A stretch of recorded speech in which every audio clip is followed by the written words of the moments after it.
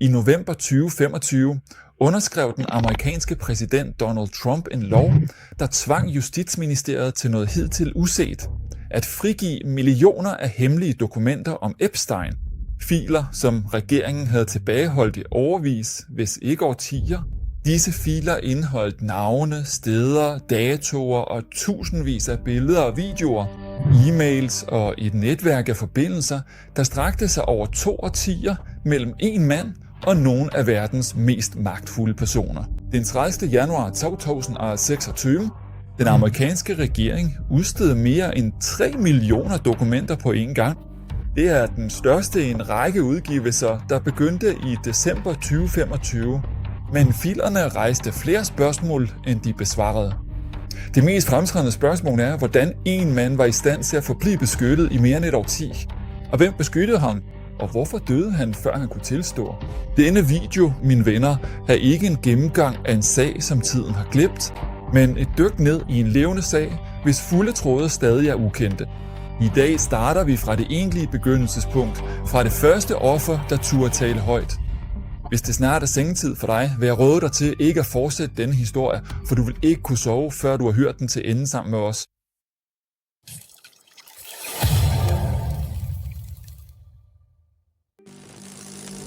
Den 29. august 1996 var Maria Farmer en nyuddannet kunstner. Epstein blev imponeret over hendes malerier, købte et af hendes værker og ansatte hende derefter som sin kunstkonsulent.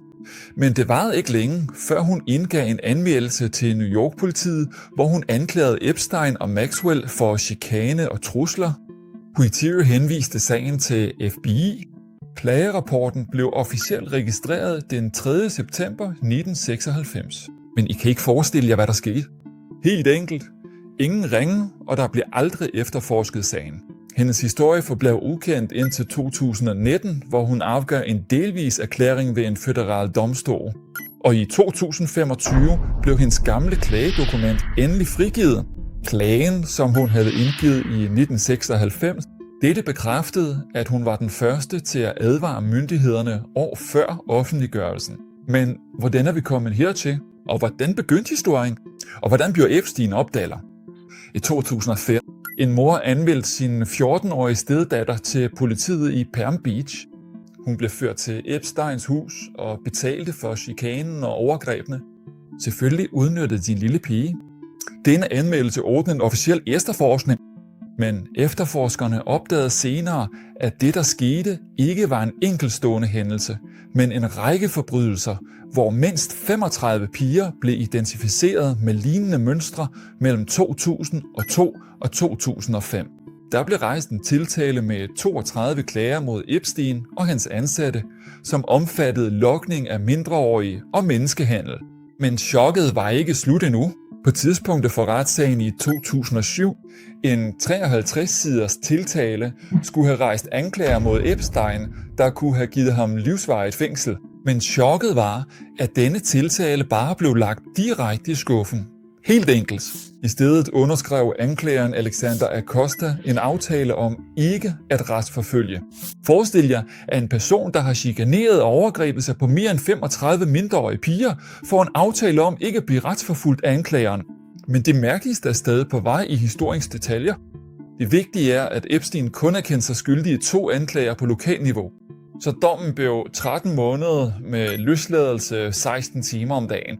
Forestil jer, at han dagligt kun tilbragt 8 timer i fængslet, de timer, hvor han sov. Og derefter blev han løsladt fra fængslet i 13 måneder. Det er selvfølgelig en straf, man kun kan drømme om. Men vigtigere endnu, aftalen gav Epstein føderal immunitet, og ofrene blev først informeret om aftalen, efter den var underskrevet. Og i februar 2019 bekræftede en føderal dommer, at dette udgjorde en klar overtrædelse af ofrenes rettighedslov. Han sagde: "Jeg kan ikke huske, at jeg har set en aftale med så stor lempelighed, og i en sag som denne. Det er uden for tilfælde og uacceptabelt. Det vigtige er, at Epstein afsonede sin straf og blev løsladt i juli 2009. Derefter var det første, han tænkte på, at genopbygge sit omdømme og sit offentlige image og vende tilbage til sit liv, som om intet var hændt. Så forblev sagen glemt indtil november 2018. hvor journalisten Julie K. Brown udgav en række undersøgende artikler under titlen Perversion of Justice, forvanskning af retfærdighed. Det, der gjorde denne undersøgelse særlig, var, at den ikke nøjedes med at gengive de kendte begivenheder. Men hun gik direkte til ofrene og gav dem en dokumenteret stemme. For første gang beviste Brown, at aftalen fra 2008 ikke bare var en lempelse, men en direkte juridisk overtrædelse. Selvfølgelig fik programmet stor opmærksomhed, og det førte til flere resultater. At FBI-kontoret i New York tog sagen op og genåbnede den fra bunden, hvilket førte til hans anholdelse i 2019. Hvis det ikke var for Julie K. Brown, ville sagen have været død. En kvinde med en notesbog brød tavsheden, som et helt system havde valgt. Men her opstår spørgsmål. For forbrydelser af denne størrelse begås ikke af en person alene, så hvem var Epstein? Og hvem åbnede disse døre for ham i første omgang? Den 20. januar 1953 blev Jeffrey Epstein født i Brooklyn i en beskeden arbejderklassefamilie af europæisk jødisk afstamning. En far i bykommunen og en mor, der er undervisningsassistent. De var egentlig ikke en fattig familie, men samtidig var hun langt fra at være velhavende af vigtige. Epsteins barndom var stille. Han var intelligent og til dels introvert. Men hans talent for matematik førte til, da han underviste sine klassekammerater for små summer penge i gymnasiet. Epstein indskrev sig derefter på universitetet, men det varede ikke længe før han forlod hende uden et certifikat. I 1974 skete der et uventet mirakel. Epstein blev matematik- og fysiklærer på Dalton School, en af de mest prestigefyldte skoler på Manhattan, og den koster årligt mere end de fleste universiteter. Men det mærkelige er, hvordan blev han ansat uden en eksamen? Det spørgsmål, min ven, kan jeg ikke svare på, for indtil dagen, hvor denne episode blev optaget, er der stadig ikke givet et overbevisende svar. Det er vigtigt. På Dalton mødte Epstein Donald Barr, skolens rektor, som man mener senere satte ham i kontakt med folk i investeringsbanken Bear Stearns. Og derfra begyndte hans historie på Wall Street, fra matematiklærer uden eksamen til milliardær uden en tydelig kilde til sin formue. Det er ikke en overdrivelse. Det er faktisk, hvad efterforskerne er nået frem til. Hans formue var ikke resultatet af formueforvaltning eller reel investering. Det er mere sandsynligt, at den blev samlet gennem information, hemmeligheder og skandaler, svær afpresning af nogle af verdens rigeste og mest magtfulde mennesker. Djævelens økonomi er ikke en metafor her, men en egentlig jobbeskrivelse. Okay, indtil nu ved vi, hvordan Epstein uden eksamen blev lærer på nogle af de mest prestigefyldte amerikanske universiteter. Men hvordan fik han så sin enorme formue? Kan det virkelig også være et tilfælde? Historien begyndte efter han forlod sit job, og helt præcist, da han mødte en mand ved navn Les Wexner. Les Wexner er ejeren af det forretningsimperium, der blandt andet omfatter Victoria's Secret. Epstein og Wexner mødtes i midten af 1980'erne, men i 1991 havde han givet ham fuld juridisk fuldmagt, da han havde bemyndigelse til at underskrive checks, ansætter medarbejdere, låner penge og køber og sælger fast ejendom i hans navn. Desuden, han solgte ham et 7-etagers hus på Manhattan via en låneaftale på $10 millioner. Huset, der senere blev Epsteins primære hovedkvarter i New York og et symbol på hans opstigning. Det anslås, at Epstein tjente næsten $1 milliard på Wexner. Interessant nok sagde mine venner, Wexners finansielle rådgiver Howard Levine, som introducerede Epstein for Wexner, ærligt, jeg lugter en rotte. Jeg stoler ikke på ham. Wexner ignorerede det, sagde Mars. Og et not med det. Men han satte også Epstein i en position, hvor han selv skulle føre tilsyn med Levine. Det vil sige, at Epstein blev den, der holdt øje med Levine, ikke omvendt. Det vigtige er, at dette ikke varede længe før sandheden kom frem i 2007, da Wexners kone opdagede, at Epstein havde underslæbt. Og i september 2007 trak han den juridiske fuldmagt tilbage, og i 2008 tilbagebetalte Epstein omkring $100 millioner ud af mindst 200 millioner, der var blevet stjålet. Men her kommer chokket, da en lækket e-mail kom frem og komplicerede denne fortælling. Den 20. og 20. juni 2008, altså lige efter at Costa-aftalen blev annonceret, sendte Wexner en e-mail til Epstein, hvor han sagde: "Min kone fortalte mig resultatet. Alt hvad jeg kan sige er, at jeg er ked af det. Jeg har brudt din første regel." En mand, efter at have opdaget, at der var nogen, der legede med hans penge og stjal fra ham, og efter at han påstod, at han havde afbrudt al kontakt med ham, skriver han en medfølgende besked til ham efter hans domfældelse. Det vigtige er, i februar 2026 stod den 88-årige Wexner foran tilsynsudvalget i repræsentanternes hus. Kongresmedlem Steven Jens sagde efter mødet, jeg er ikke i tvivl om, at Les Wexner vidste, hvad der foregik og ikke stoppede det. Wexner sagde til anklageren, helt enkelt, jeg var naiv, dum og let at narre. Han er ikke blevet sigtet for nogen kriminelle handlinger til dags dato. Men stoppede Epstein gær? Han blev en rig mand med penge ud af ingenting. Men desværre var dette ikke slutningen. Det var snarere begyndelsen på en grusomhed, som kun djævlen kunne begå. En af de vigtigste filer, der blev afsløret, var Virginia Giuffre-filen. Jeg blev født den 9. august 1983 i Sacramento. Virginia gennemgik en barsk barndom præget af misbrug. I sommeren 2000 fandt Maxwell hende arbejdende som assistent i spareafdelingen på Mar-a-Lago Resortet. Hun henvendte sig til hende og tilbød hende et job som Epsteins massør. Virginia siger, at de virkede som gode mennesker for mig. Jeg stolede på dem og fortalte dem, at jeg havde været igennem en svær tid i mit liv. Det var den værste beslutning, jeg nogensinde har taget i hele mit liv. For de ved det nu. Min sårbarhed mellem 2000 og 2002 var tydelig, da Virginia flyttede mellem Epsteins hjem fra Ball Beach til Manhattan med ture til New Mexico og den trivale ø. Hun fortalte senere BBC, at hun blev sendt rundt som et frugtfad til hans personlige bekendte. I Væggie, Virginia brugte år på at forsøge at overbevise verden om, hvad hun havde været igennem. År, hvor ingen troede på hende. Og da de endelig troede på hende, var de mænd, hun havde nævnt, stadig på fri fod. Den 25. april 2025 valgte Virginia at tage sit eget liv på sin gård i Australien. Hun var 51 år gammel, så Virginia døde, før hun nåede at se hele sandheden. Men Virginia var ikke alene, og det, der skete for hende, skete ikke hvor som helst. Men det skete på en privat ø, langt væk fra alle øjne og love, som I jo kender til om øen. Selvfølgelig har de fleste hørt om Epstein-øen. Dens rigtige navn er Little St. James, en afsidesliggende privat ø, der ligger mere end en mil fra St. Thomas på de amerikanske Jomfruøer i Karibien. Man kan kun komme dertil med helikopter eller båd. Epstein købte i 1998 for $8 millioner og gav den et personligt navn, Little St. Jeff. Senere blev den kaldt af de omkringboende for Djævleøen, og det, de overlevende har beskrevet, forklarer, hvorfor den fik det navn. En af ofrene skrev i sin officielle erklæring om et øjeblik, hvor Epsteins gæster var vidne til, hvad der foregik på øen, og siger, de lagde mærke til, at vi ikke sagde noget, at vi var helt tavse. De så chokket i vores ansigter og i vores øjne.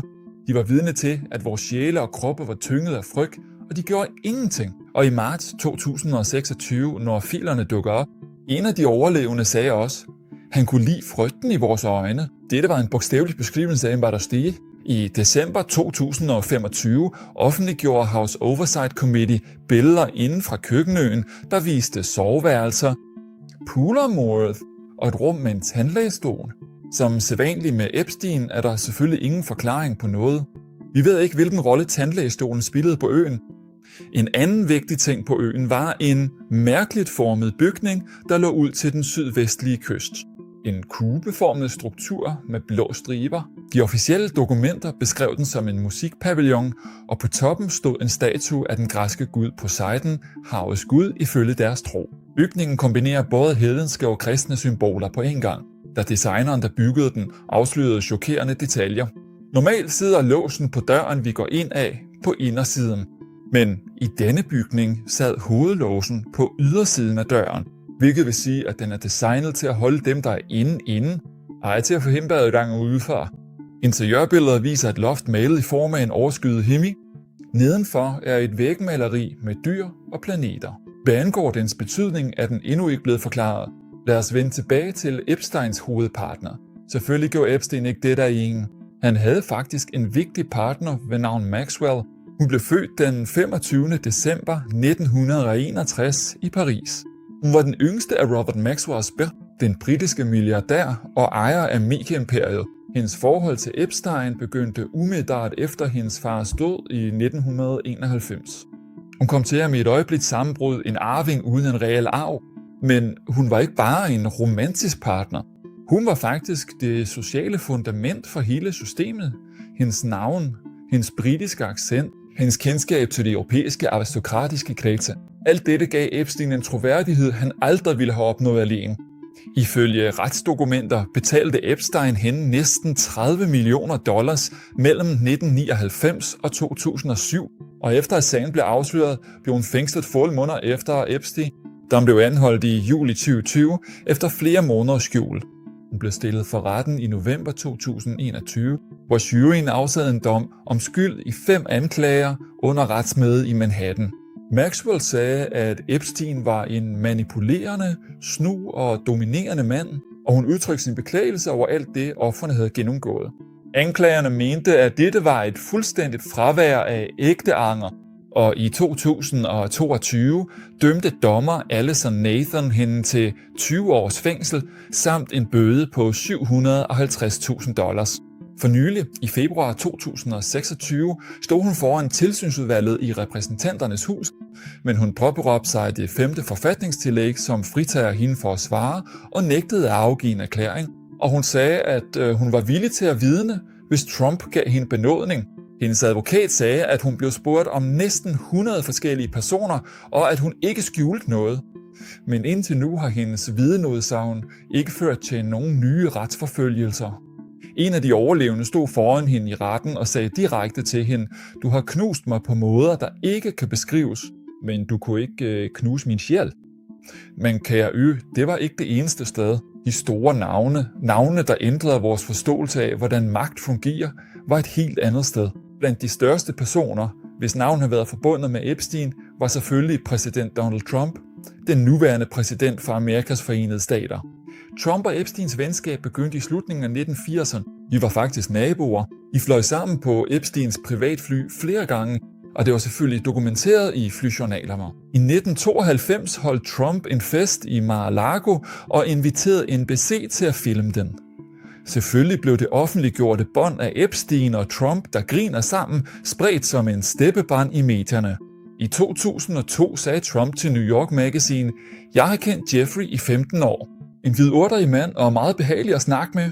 Det siges, at han kan lide smukke kvinder lige så meget som jeg, og mange af dem er yngre." Hvad angår venskabets afslutning, er dets historie mere kompliceret, end den fortælles. Hovedhistorien går tilbage til 2004, hvor de 2 mænd konkurrerede i en auktion om Maison de l'Amitié-huset i Palm Beach. Trump vandt $51,35 millioner, og efter denne auktion findes der ingen optegnelser, der samler dem sammen. Men Trump har givet modstridende forklaringer på årsagen til bruddet. En gang var det en ejendomstvist, en anden gang var det tyveri af antillidt, og endnu en gang var det chikane af en medlemsdatter. Modsigelsen i sig selv er værd at nævne. Selvfølgelig var Trump ikke den eneste kendte person, der var nævnt i optegnelserne. Men blandt de mest fremtrædende var også Bill Clinton og hans kone Hillary Clinton.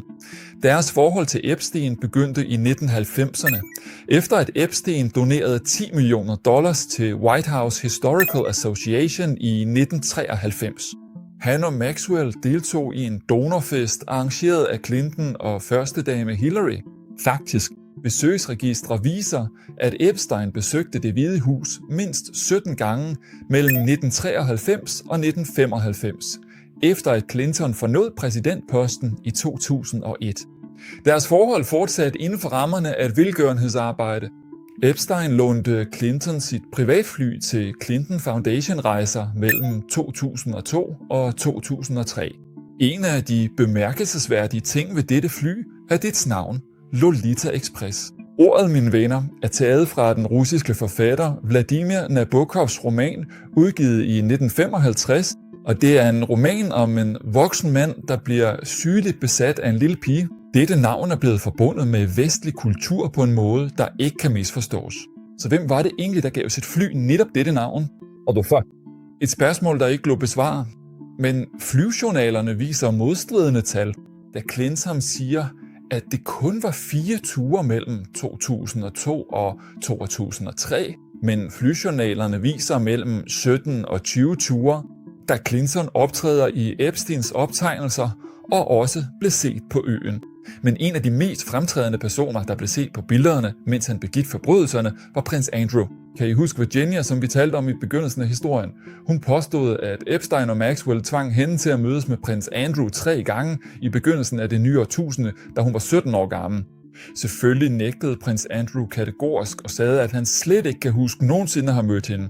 Og den 16. november 2019 gav han et 58 minutter langt interview med BBC Newsnight. Han svarer forvirrer den offentlige mening. Det mest bemærkelsesværdige var hans påstand om, at han ikke kan svede på grund af en overdosis adrenalin, han fik under Falklandskrigen i et forsøg på at modbevise Giuffres vidneudsagn om, at han svedede, mens de dansede. Selvfølgelig blev interviewet efter det blev bredt beskrevet som en PR-katastrofe. Og i februar 2022 indgik prins Andrew et forlig, hvor han betalte et ikke offentliggjort beløb og donerede til Giuffres velgørenhedsorganisation uden at indrømme nogen skyld. Og i januar 2022 fratog hans mor, dronning Elizabeth, ham hans officielle pligter. Og i 2026 blev prins Andrew anholdt for embedsmisbrug i forbindelse med sin relation til Epstein. Anholdelsen kom efter uger med frigivelsen af millioner af dokumenter. Selvfølgelig, i lyset af disse forbrydelser og det dårlige ry, forsøgte Epstein altid at pudse sit indes. Og det gjorde han gennem donationer og bidrag til forskning og videnskabelig udvikling. Den officielle undersøgelse fra Harvard bekræftede, at Epstein donerede omkring $9,9 millioner mellem 1998 og 2008. Og efter hans domfældelse i 2008 blev det besluttet, at man ikke længere ville modtage donationer fra ham. Men professor Martin Nowak på Harvard fortsatte med at åbne universitetets døre for Epstein i hemmelighed. Han gav ham et privat kontor og adgangsrettigheder til Epstein. Han besøgte kontoret omkring 4 gange alene i 2018. DOT-dokumenter viser, at Epstein havde en liste over 27 videnskabsfolk, som han regelmæssigt havde kontakt med. Hans strategi blev i en officiel rapport beskrevet som et forsøg på at vaske sit omdømme ved at forbinde sig selv med respekterede institutioner. I filmerne blev også navnet Elon Musk nævnt den 30. januar 2026. DOT-dokumenter afslørede 16 e-mails mellem Elon Musk og Epstein fra 2012 til 2013, som viser, at Musk forsøgte at koordinere besøg på øen, og en af dem spurgte han, hvilken dag festen ville blive holdt. Den vildeste fest, måneder før disse dokumenter blev offentliggjort. Musk havde skrevet på platformen X, at Epstein forsøgte at overtale ham til at tage til hans ø. Men jeg afflog. Modsætningen mellem det, han sagde og det, hans beskeder viste, satte ham i forlængethed foran millioner af følgere. Sandheden er, venner, at der ikke findes noget endegyldigt bevis for, at han besøgte øen, men beskederne viser en tydelig hensigt om at besøge den. Selv dem, der hævdede at være de største forsvarere af ofrene, fandt deres navne i filer, som de selv havde krævet skulle offentliggøres. Epsteins historien stoppede i fjer, men havde også efterretningstjenestemæssige undertool, for den amerikanske senator Chad Whitehouse holdt en offentlig tale i repræsentanternes hus, hvor han talte om trekanten Trump, Epstein og Rusland.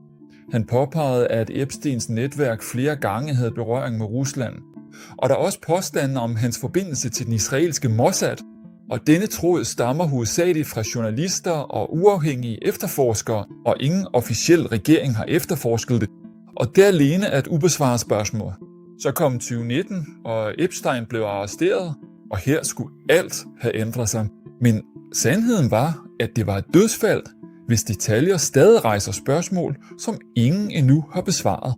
I juli 2019 landede Epsteins privatfly i Teterboro Lufthavn i New Jersey fra Paris, hvor det ventede på landingsbanen. Det var FBI, det føderale politi og New York Police Departments ungdomskriminalitetsenhed. Så snart flyet ramte jorden, omringede elementerne flyet og arresterede ham. En føderal jury havde udstedt tiltalen 4 dage før hans hjemkomst. Tiltalerne omfattede menneskehandel med seksuelle formål og sammensværgelse. Anklagerne dækkede perioden mellem 2002 og 2005, som var den samme periode, der var dækket af Acosta-aftalen. Og på samme dag gik 20 føderale politifolk ind i hans hjem på Manhattan for at udføre ransagningskendelser.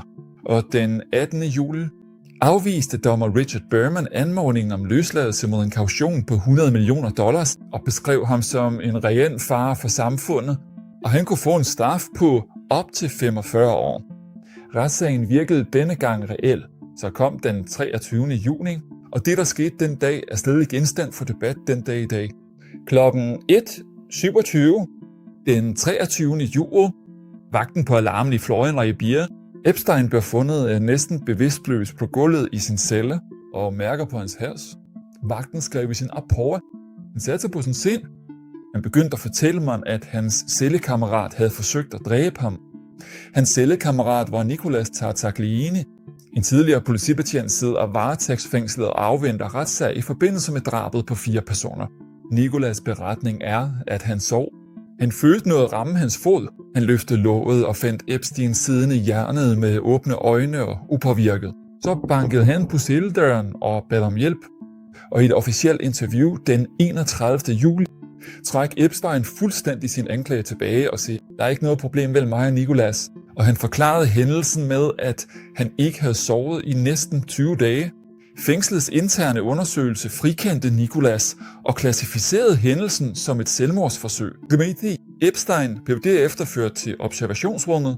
Selvfølgelig bliver enhver, der forsøger selvmord i fængslet, ført direkte til et selvmordsovervågningsrum for at blive observeret i et par dage. Men Epstein tilbragte kun 31 timer der, før han blev returneret til sin celle. Heri ligger mysteriet. Fængselseksperter sagde, at beslutningen om at ophæve overvågningen ville have været mere logisk, hvis hændelsen var blevet klassificeret som et eksternt overfald. For hvis det blev klassificeret som et selvmordsforsøg, betyder det, at personen stadig forsøger at skade sig selv. Den føderale dommer, Richard Biltman, sagde det direkte. Fængselsvæsenet forklarede aldrig endeligt, hvad det konkluderede den 23. juni. Hvem traf beslutningen om at ophæve overvågningen? Det er ukendt dagen i dag.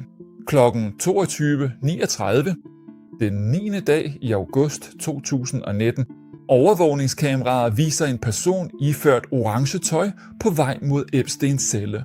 Dette var den sidste dokumenterede optagelse fra fængslets inderside. Det, der skete bagefter, var bare kamerafejl. Fængselsprotokollen kræver, at vagter overvåger fanger i 30 minutter, og oftere får tilbageholdte med en historie med selvskade. Selvfølgelig var Epstein i den kategori. Der gik dog mere end 8 timer, uden at nogen så på ham. Og tidligt om morgenen den 10. august 2019, da vagten gik for at dele morgenmad, bankede det på hans celle, men fik ikke noget svar. De åbnede døren, og han hang der. Han blev erklæret død på hospitalet senere samme dag. Men det, der senere kom frem i de officielle dokumenter, afslører detaljer, der lyder som en fiktiv kriminalroman. At kroppen blev flyttet den morgen, var mediernes kamera udenfor rettet mod alt, der bevægede sig. Opmærksomheden blev rettet mod en hvid lastbil, der bar kasser og tæpper for at aflede journalisternes opmærksomhed, mens en sort bil samtidig forlod bygningen fra den anden side med den rigtige krop. Den passerede uden at nogen lagde mærke til dem. Bare denne detalje gør det svært at acceptere den officielle forklaring som blot en række tilfældige fejl. Det vigtige er, New Yorks retsmediciner konkluderede, at dødsårsagen var selvmord ved hængning. Den officielle afgørelse står stadig ved magt i B, men Epsteins bror, Mark, hyrede en privat retsmediciner ved navn Michael Baden, som tidligere havde ledet retsmedicinsk afdeling i New York. Det Baden bemærkede vagt stor debat. 3 brud på nakkebenet. Og denne type brud er mere almindelig ved manuel kvælning end ved selvforskyldt hængning, selvom eksperterne er uenige om denne fortolkning. Det vigtige er, Mark Epstein stod foran kameraerne og sagde tydeligt, min bror havde ingen grund til at afslutte sit liv. Høringen for at sikre hans løsladelse var snart. Han ville afsted. Dette gælder ikke for en mand, der ønsker at dø. For denne vidneudsagn ændrede ikke den officielle afgørelse, men samtidig forsejlede den ikke. Mellem 2025 og 2026 blev nye partier af dokumenter udgivet. Nogle af dem afslørede navne i forbindelse med rejser, ejendomme og direkte kontakt med Epstein. Men de fleste afviste enhver forbindelse til ulovlig aktivitet. Og hvad angår netop den sidste med, offentliggjorde officielle dokumenter senere, at der foregik usædvanlig aktivitet i afdelingen omkring hendes celle på det tidspunkt uden nogen klar forklaring. Justitsministeriets interne undersøgelse bekræftede, at